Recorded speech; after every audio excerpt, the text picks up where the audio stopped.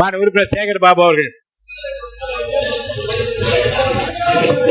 இறைவனுக்கு வந்த சோதனையாக எடுத்துக்கொண்டு என் உரையை நான் துவக்குகிறேன். சரித்திர புகழ்பெற்ற சட்டப்பேரவை தலைவர் அவர்களே, நீங்கள் பிறந்தது திண்டுக்கல் என்றாலும் மன்ற உறுப்பினர்களுக்கு வாய்ப்பூட்டு போடாத சமத்துவமிக்க ஒரு தலைவரை வணங்குகின்றேன்.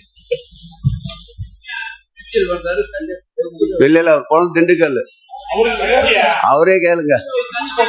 மாண்புமிகு பேரவைத் தலைவர் அவர்களே, நான் பகுத்தறிவாளராக இருந்த போதும் இறை நம்பிக்கை உள்ளவர்களுக்காக போராடிய போராளிதான் தந்தை பெரியாரை வணங்குகின்றேன்.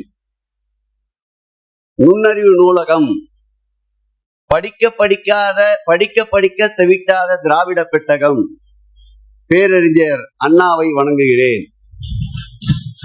அண்ணாவின் இதயத்தை இரவலாக வாங்கி அவரிடமே மீண்டும் அதை எடுத்துக்கொண்டு சேர்த்து ஓய்வெடுக்காமல் உழைத்தவர் இதோ ஓய்வு கொண்டிருக்கின்றார் என்று வாழும் போதே தன் நினைவிட வாசகத்தை தந்த தீர்க்கதரிசி கலைஞரை வணங்குகின்றேன்.